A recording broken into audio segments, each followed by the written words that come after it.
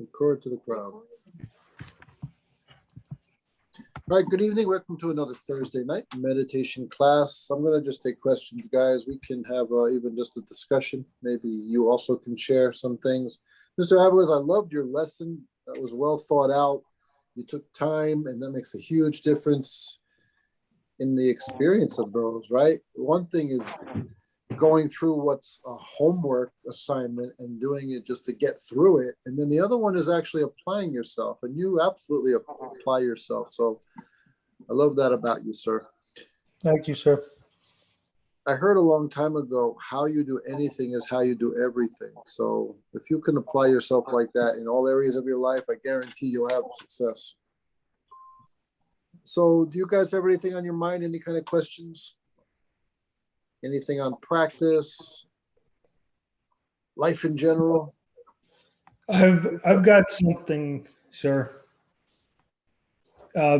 Since I moved down here, I started working for an electrical contractor, and it's a supervisorial, just a supervision role. I'm a foreman, and I'm in charge of jobs now. And when I was in New York, I wasn't. I worked for a local three in the union, and I was pretty much an installer. People would tell me what to do, and I would do it. I was good at what I did, but now down here, obviously, I need to work in a foreman position to make more money because they don't pay very well down here. But the stress level, it's kind of like a sine wave where like some days will be good, and like I always pretty much accomplish what I need to, but like, and then there are days where just like everything just there's a fire to put out one after the other, and it's just there's days where the stress like eats at me, and today was one of those days. And I know that it's not going to matter 30 years from now. Like all these little things are just temporary. It just, how do you like detach from that and not let the stress eat at you like that, you know? I used to not have this issue because up there it was like, I just went, I showed up, I did what I had to do, and I didn't have that, I didn't feel as much responsibility. Like I was dedicated to my job and I wanted to do it right, but I never had that type of pressure. That's a fair question. This is really the challenge of like human nature in a way. So what I want to ask is, because being an installer, you really just do the job and you're done.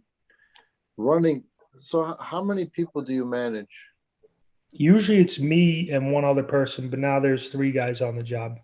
But it's the the job is very intricate because what a lot of people like to do now is this like open layout where it's everything's exposed like an industrial look. And I'm an electrician, but my specialty is bending conduit. I could bend conduit and it's like art when it's done.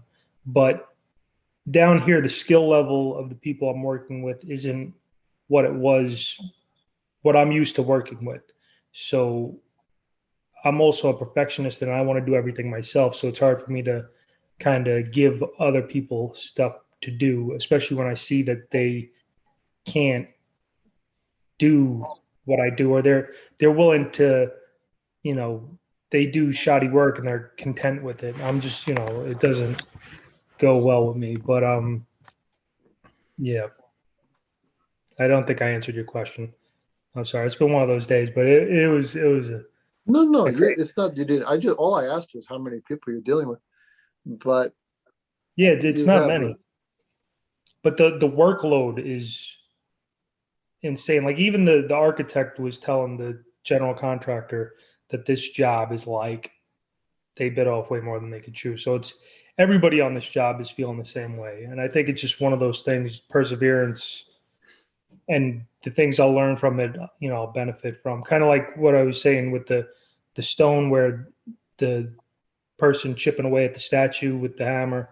It's jarring. It doesn't feel like if the stone could feel, it'd be like, this doesn't feel good. But then you break away all those pieces and you have this masterpiece. And I guess it's the same way when you're learning, it could be painful at times. because especially if you don't like making mistakes, a lot of the times we learn from our mistakes. You know. You got a double whammy there. You're a perfectionist, and they're not. Yeah. Can I help answer this question?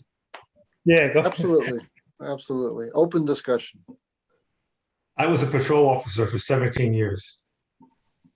And then I became sergeant. And a year into sergeant, I wish I never took that promotion.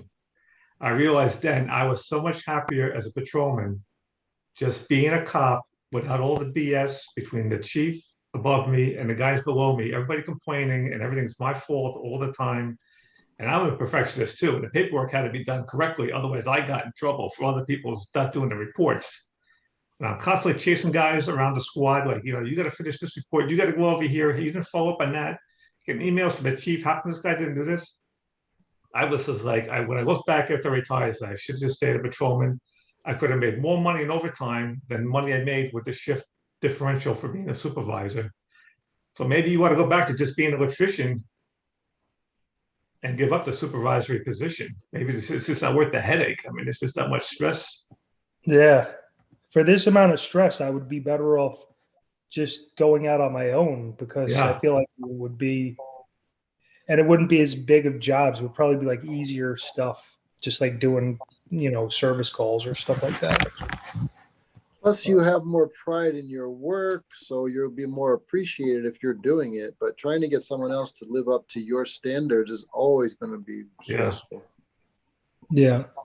Why did you and take down this? here, it's, You took the supervisor position. You think maybe your ego was involved in that because you wanted to, I want to move up. no, because when I Well, he was, said more pay, right? It was Yeah. more pay. yeah, when I was up But in it New York, usually I is.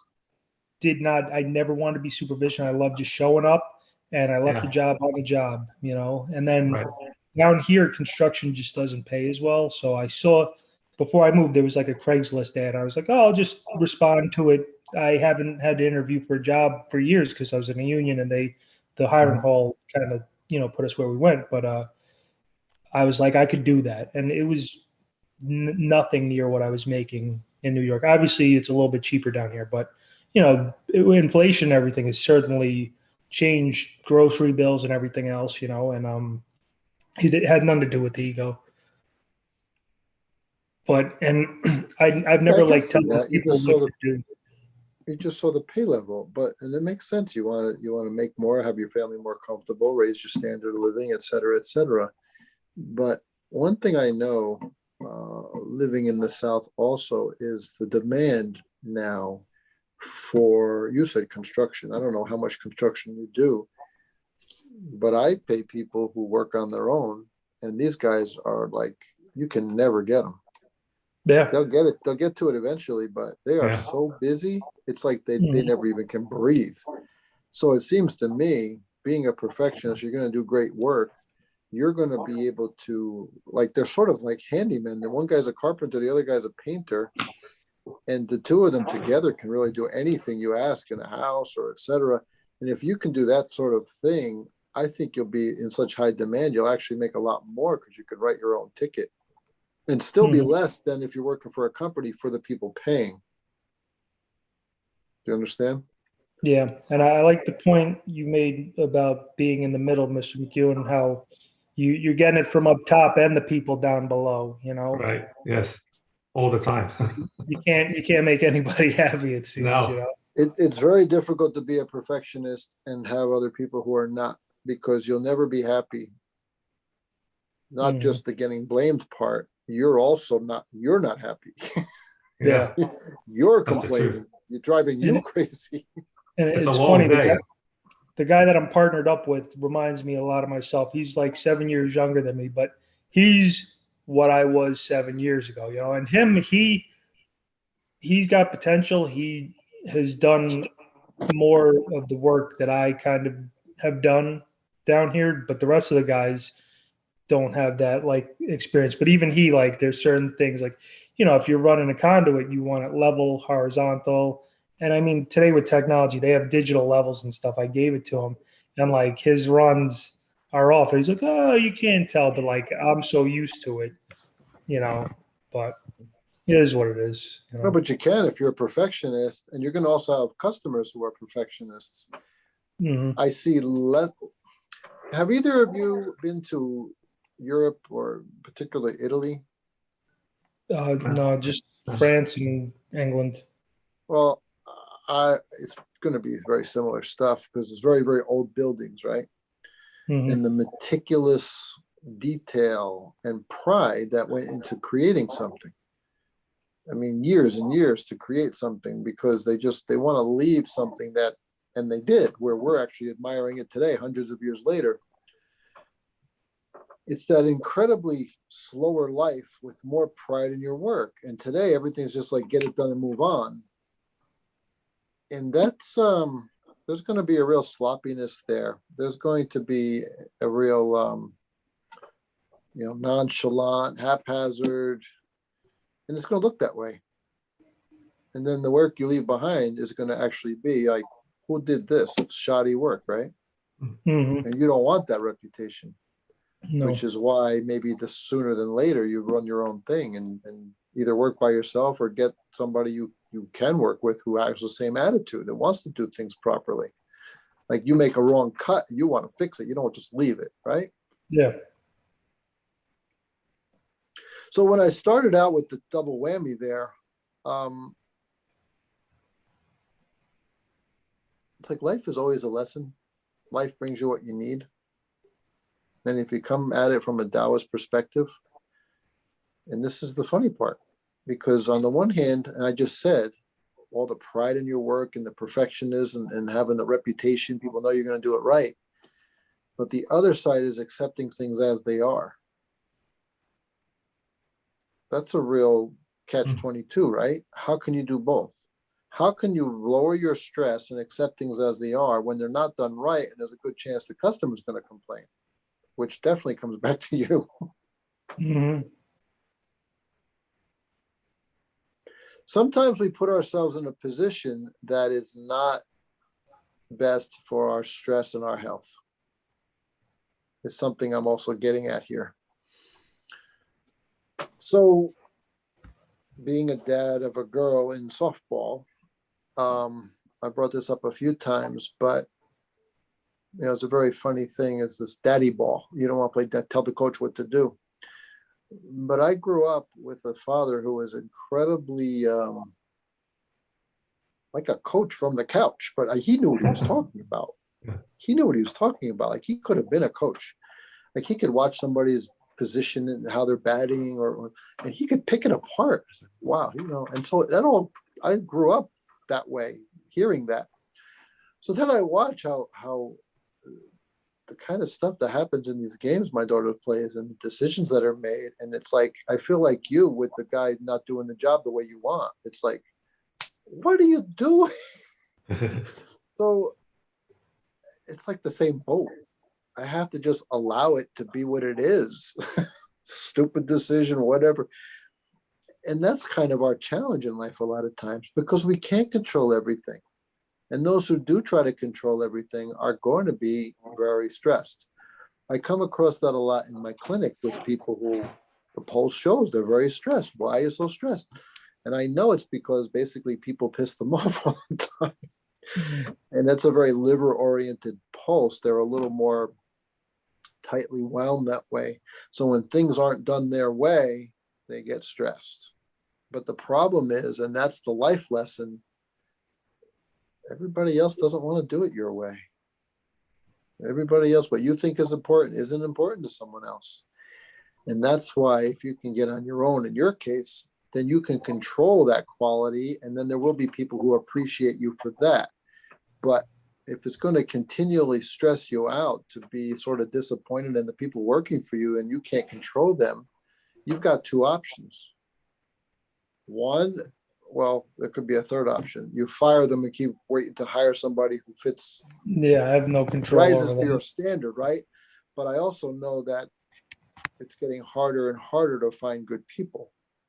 Hmm. People, a lot of people don't want to work. There's help wanted signs everywhere these days. So the other thing is go on your own. So you're in control. And the other thing is accept it. Change your expectations so that you can be okay with it. And then what can you do for yourself, which is really the whole point of this class being on a consistent basis. And that's always practice your meditation. Always sit, always take time to yourself, reset yourself, reconnect yourself. Reset meaning bring yourself down from that stressful way and bring yourself down to that, well, let's just say calm state, much calmer state, much better place where you feel good. And then by doing that, you're actually going to be further from a threshold of stress. So if this is the line of stress and you're living here, little things will push you right over. But if you're living here, it takes a lot longer to get to that place that's going to push you over. It's what is your habit? What are the brain waves that are dominant in your life, in your body, in your mind? The brain waves clearly being in the brain, but I mean, it's a sensation through the whole system. You know, are you in the sympathetic or parasympathetic nervous system? Are you constantly low-level fight or flight? Or are you more alpha, more aware, more alive, more in the moment? That's a very different state than being in a beta, busy, gotta do, which goes along with gotta be my way. Mm-hmm. You know, the alpha is going to be more accepting. The world is what the world is. And that's why you bring yourself to play this game, and that's an important aspect as well. See it as a game. Bring yourself to a state that you're playing this game from a more already lower, more a calmer state, and then you can rise up very strongly when you need to play hard, when you need to straighten somebody out, when you need to fix something, right? And then you come right back down to what you're used to. Otherwise, you're always on edge. I hope that's helpful. Mm-hmm. Thank you. We are in control of our own lives. A lot of times it doesn't seem that way. Oh, I got family to take care of, got to put food on the table, et cetera, et cetera. But if nothing else, you should be planning ahead to make things better the way you want to live. Because if you just become an installer again and you're not making the money you make, that's a different stress, right? You got wife, you got kids, you got to deal with these things, and they're going to want and need things. So what kind of plan can you make to get what you want both ways? Mm-hmm. I have the plan. I just haven't been disciplined enough with going forward with it. And it's kind of funny synchronicity that this is the new mindfulness with the discipline, balance through discipline. So everything seems to, always work out, and like the signs always present themselves. So just yeah, it's good that you say that, because that's been my experience. Absolutely, life is going to give you exactly what you need, and a lot of times it's not what you like. Yeah. And one It's like, other I'm sick funny of that. thing. Say again? One other funny thing, I started reading this Atlas Shrugged, and it shows so far like the people that are the producers stepping away from the scene. I'm only like 100 pages in. It's like 1,000 pages, but it's a very good book so far. Yeah, that's one of my favorites. I mean, it's considered one of the greatest of the 20th century, if not right near the top of the list. And it's a phenomenal book. It's one of those, if you really, it's like the movie in the brain. You can't put it down. You want to, what's going to happen. The characters are so well worked in that you're feeling everything going on. And I mean, it's such a reflection of today, really. Mm-hmm. I think it's why personally I'm very in tune with, I think you'll agree as you get through the book, I'm very in tune with the strategy of turning a country to a different direction that is more controlling of the people, and how you have an elite that does whatever they want and takes advantage and leeches off of the work and the brains of everybody else. They learn to control. They learn to do things the way they want, so they have what they want, and not the peasants, so to speak. Mm-hmm. So that book, coming from really Ayn Rand, who grew up in Russia, and it's communist, so she had the experience of the process. And so that book is scary for those who want to go that direction. I mean, are you aware that the movies, when they tried to make them, each movie had different actors because they kept getting blackballed out of the industry? Oh, really? Did What either about of you know that? No. I didn't Yeah, know. you look up the movies. The book is so much better, which it usually is anyway. But Yeah. I really look forward to the movies because, you put it on screen and it just brings it all to life. But they had so much pushback and so much resistance, and then, raising the money and then getting it eventually into the theaters. And then they tried, there was like, I think 3 parts. And the first one, pretty good. And you kind of, you get in tune with the actors or who's playing the parts of those characters. And then the second one finally comes out years later, and it's all different actors because the other ones got so much hassle, so much, literally, they couldn't get work. Like, what is wrong with these people? They're so afraid of a story. Mm-hmm. To me, that says a lot. We should never be afraid of a story. Yeah, but it exposes them for what they are, Absolutely true. Mm. And there's a big thing now with Dave Chappelle, right? If you watched his special, it's excellent. It's really well done. And there's big pushback. They want to cancel him from certain communities. We'll just say.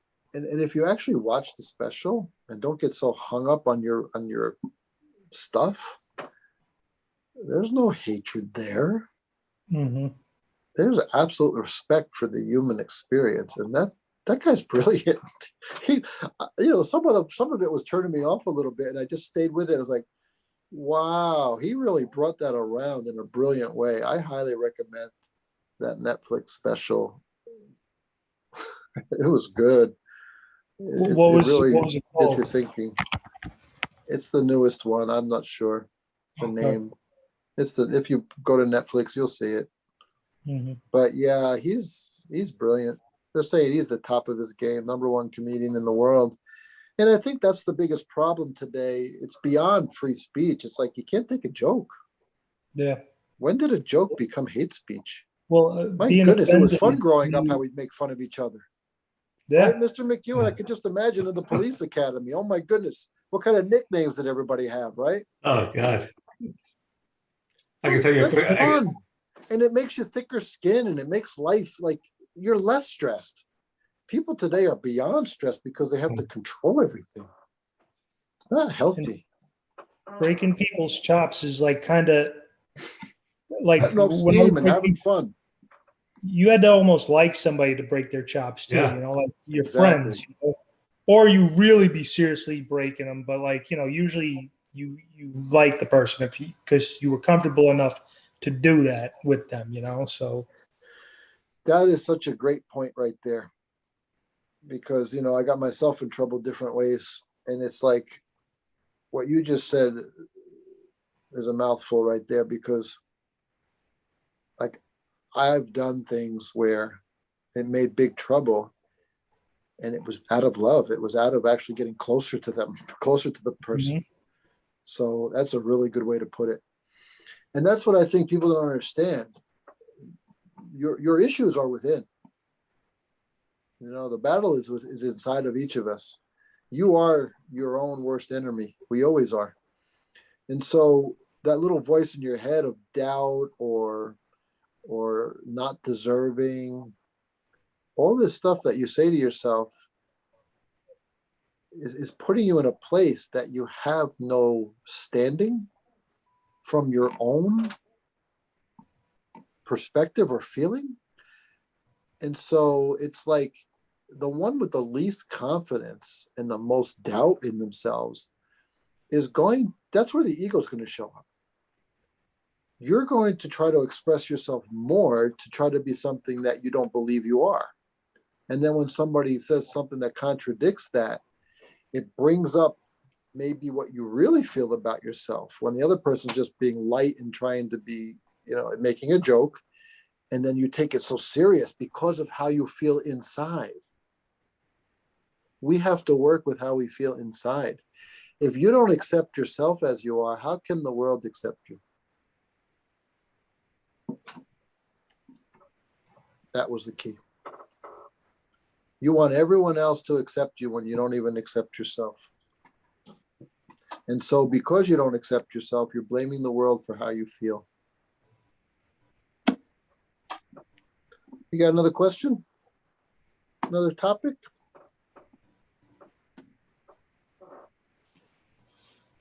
Stress is such a good one though, anyway. What makes us stressed? And I said it earlier, it's like, it could be with your children, it could be with your spouse, it could be schooling. It could be this misunderstanding of the American dream or the Western way. And I say misunderstanding because you're not forced to strive, but you do have to work hard for what you get. And what I mean by that is people want to attack Western society today. But why aren't you living the way you want to live to the best of your ability? I mean, you can be a criminal or you can make a living, working, spending a lot of times the same effort and the same, not having trouble knocking on your door every other day and risking your life because of the trouble you make. Yeah, there's absolutely people in bad situations coming up. It seems like there's no opportunity whatsoever, but, and this is sort of like plague or pandemic, there's always somebody who survives. There's always somebody who gets out of that situation and is successful. And that's the one more people have to learn from, rather than believing they have to keep themselves down. Yeah, I only can come from my experience, just like each of you can only come from your experience. And it is unique in its own way, but if you have a belief in the divine, I mean, it's just factual, it is what it is, beyond the physical. You were given your body, your upbringing, your spot, you got dropped in your spot because that was what, well, on one level, you chose to experience. And another level, you needed to experience in order to have the most growth. And we can fight that to the end and make it stressful, or we can, and stress is part of growth. But we can also learn how to be successful from that starting point. Some people are the son of a billionaire. Someone else has a single mother and then, has nothing, barely can put a piece of bread on a plate. Many times the billionaire ends up committing suicide because they never found themselves. So people think it's always the grass is always greener. But ultimately, you were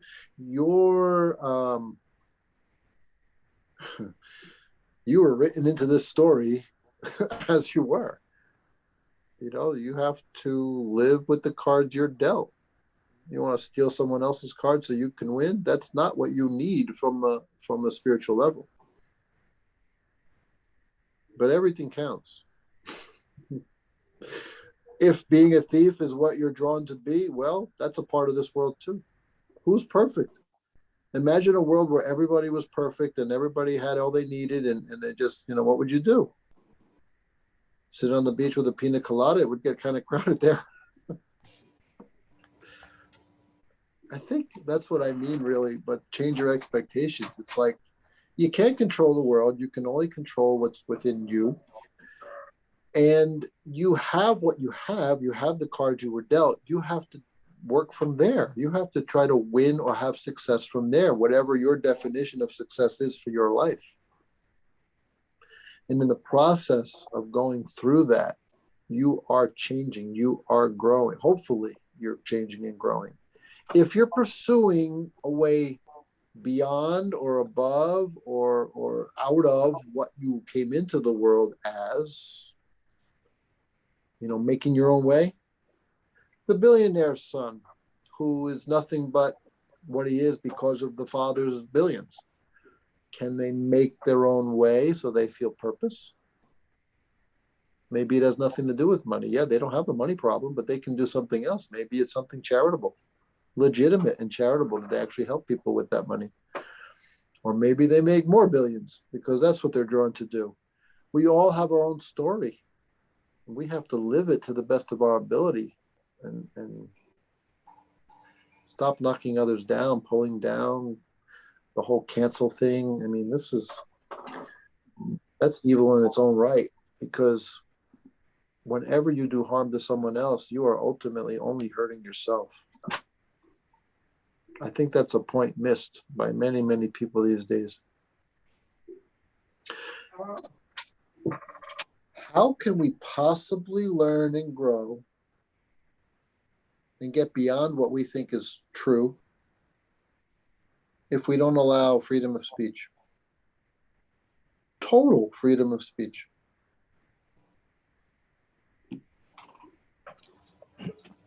Some Everybody, funny. go, Sorry.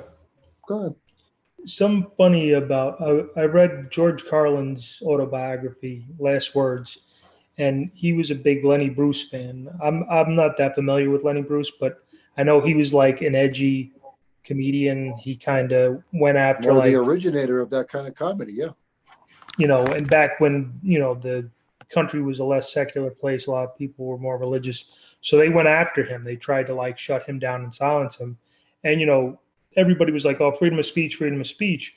And I was wondering if, freedom of speech was used as a tool by some groups to subvert, to allow all these things into the culture, to subvert it. And then once the goal was accomplished, then freedom of speech was no longer something that they were comfortable with, because it could be used to almost subvert their movement. I might not be that. Who's they? Um, Those promoting what? just the all the things that seem to be going on with the world nowadays, just the cancel culture, the licentiousness, just the immorality. And I know, Okay, wait. Okay, wait. I know where you're going. I just want to say something first. Because going back to more people religious and secular and allowing that in was freedom of speech, and now we want to block it because we want to go the other way. Here's the thing. Here's the problem today. A good idea is a good idea, and it is effective, and it will work. If your idea is not allowed to be heard, then there can be no progress, because someone, you're saying someone is saying, no, we only can hear this. But whether it's like you're saying, like letting that in, you were thinking bad influences, but bad influence leads to bad results. So they can say it all they want, but the people who know who they are, know what they believe, do good things, they're not going to accept that. Mm-hmm. The problem is when you shut down the good idea because you only want them to hear the bad idea, and then you put the bad idea in a different light with the gaslighting. Mm-hmm. It's not what you see, it's what I say it is. See the problem there? All views should be accepted in terms of bringing it to the town square, but the bad ideas will just eliminate themselves. The problem is if somebody is controlling it, they want to, the bad idea is shown differently and the good idea is pushed away, nobody can hear it.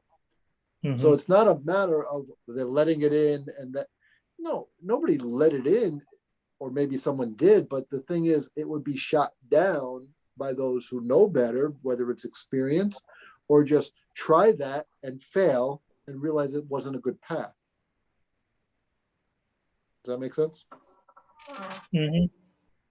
See, if it's truly freedom of speech, we can have real debates. The people who want to control thought do not allow the debate, a real debate. They don't want anyone to hear the other side. So it doesn't matter what side you're on. It's the point that someone wants to stifle someone else from people hearing it. That is a sign of a problem. Why can't I hear that? Oh, it's hate speech. Well, let me decide that for myself. Who are you to decide that that's hate speech? See the problem with that? Who's this? Like you say they. Who's they? And what right do they have to decide what, not only what I can or cannot hear, but label it what they say it is, rather than allowing me to decide whether it's hate speech or not? Like putting your own definition of what hate speech is. We never even heard Mr. McEwen. I mean, how old are you, Mr. Abelis? 40. Okay, so Mr. McEwen and myself, I mean, you go back, when the hell did you ever hear hate speech? The only thing you couldn't say was like fire in a crowded theater. Yeah, or bomb on a plane.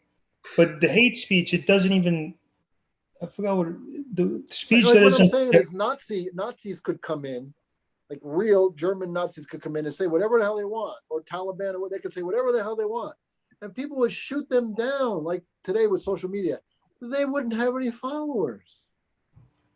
Because if you have both sides legitimately, you can listen to what's the average human spirit can tell what's good and what's not good. That's all been twisted. You agree?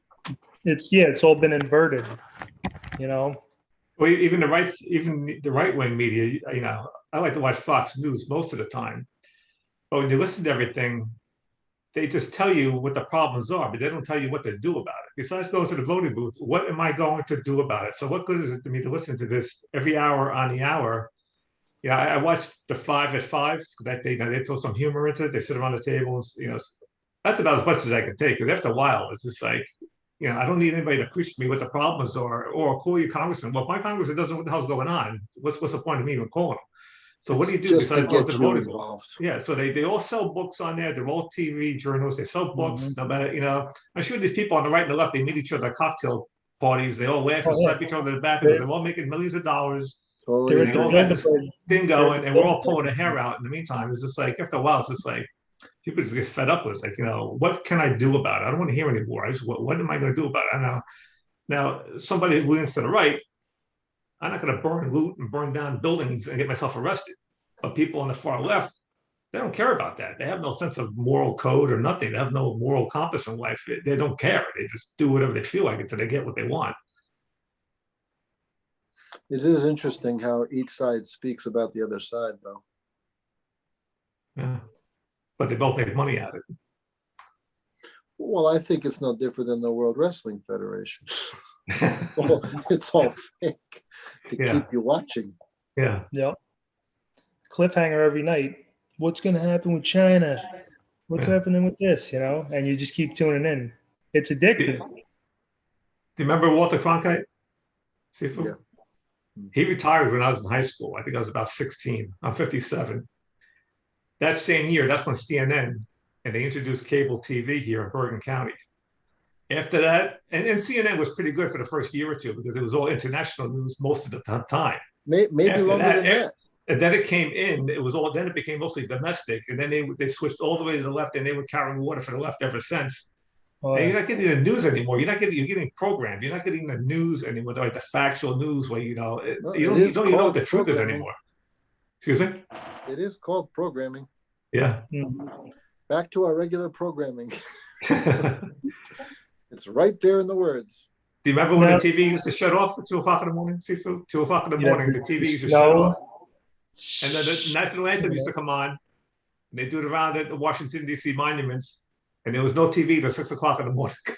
You had like 9 channels. You had to get up off the couch every time to go change the channel on the TV. No, it wasn't 9 channels. It was 2, 4, 5, 7, 9. 11, There was in 13, between missing. 11 and 13. 11, 13. Yeah. Yeah, 7 channels, I don't know, something like that. But yeah, you had to get up and turn it. Right. You had to get up off the couch. It was just like, oh God. So it was more of an effort. Yeah. Now you've got 5,000 channels and never-ending media. And that's just it, okay? You want to be able to be stress-free, you cannot constantly be bombarded by these messages. It's filling our brains with constant thinking and trying to find a solution to something that probably can't have a solution. Like, what do we do about it? They're just keeping you engaged. They're keeping you involved. They're keeping you tied up mentally and emotionally so that, well, you can be programmed. And do Cause you think fear and confusion.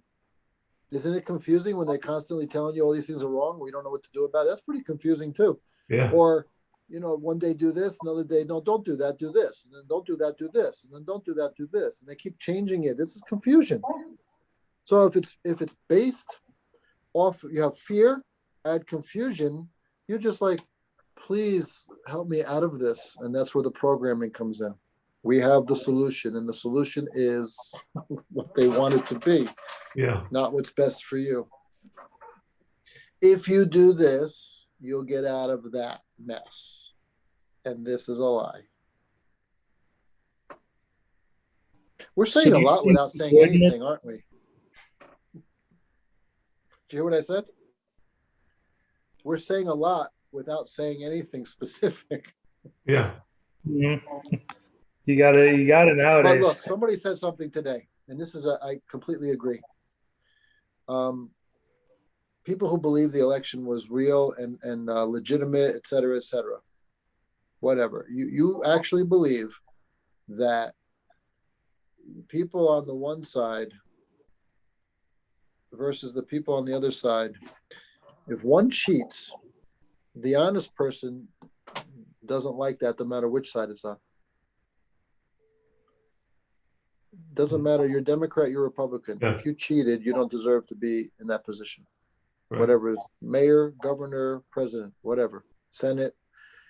I don't care what side you're on. I could hate the Republicans, but knowing that the Democrats cheated makes me want to fix that.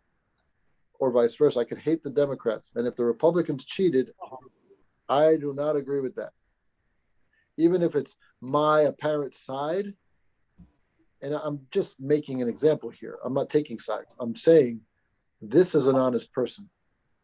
An honest person does not accept the results that are, I mean, if you look into it without biased eyes, because you have to have your result, honesty will get to the bottom of it. I mean, I've seen plenty of information where one side cheated one time, another side cheated this time. Both are wrong.